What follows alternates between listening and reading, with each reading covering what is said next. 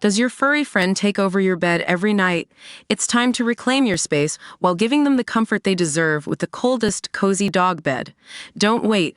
Check out the link in the video description to buy now on Amazon. Armie Hammer's mother, Drew Hammer, claims she had to find it in her heart to forgive her ex-daughter-in-law Elizabeth Chambers, despite her son being the one to cheat on his ex-wife many times. The Hammered author said on the Outlier podcast Monday, "I had a call with Elizabeth and I said, look, the divorce is over.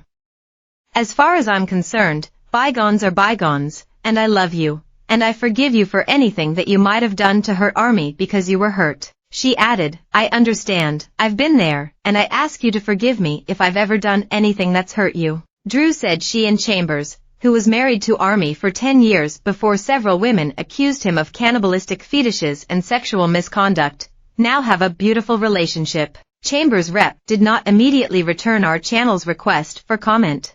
However, a source denies to our channel exclusively that the TV host has ever done anything to harm or hurt her ex-husband, echoing what he has said himself in recent interviews. "I would say we're very good co-parents," Armie said on Piers Morgan Uncensored earlier this month. "We've worked through a lot of stuff together.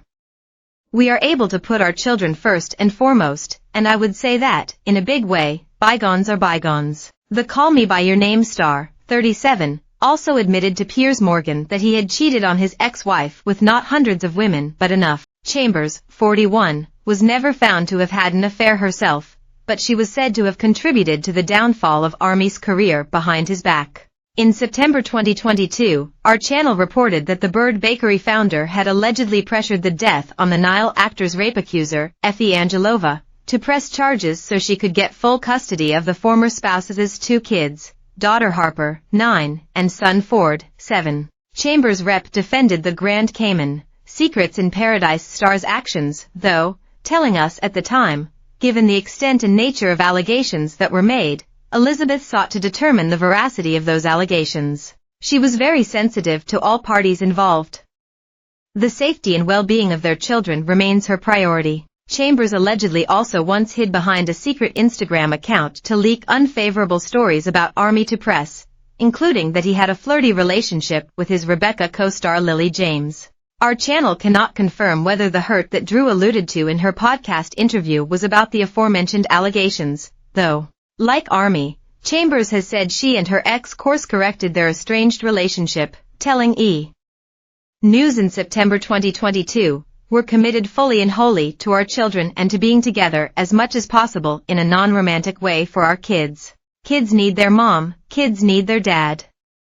So there's nothing we won't do." By clicking above you agree to the terms of use and privacy policy. Drew also said on the Outlier podcast that she gets to see her grandchildren, who are the love of her life, because the family has been able to work through their issues. "I would never let anything get in that way if it was humanly possible," the writer explained.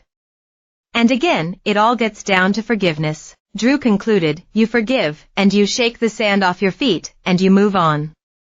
That's what God teaches us to do." The matriarch previously condemned her son for his morally wrong actions, but pointed out to the Daily Mail last weekend that he was never criminally charged over the allegations. In his interview with Morgan, Armie also confessed to branding his former fling Paige Lawrence with a knife, which was one of the claims leveled against him when his sex scandal first broke in January 2021.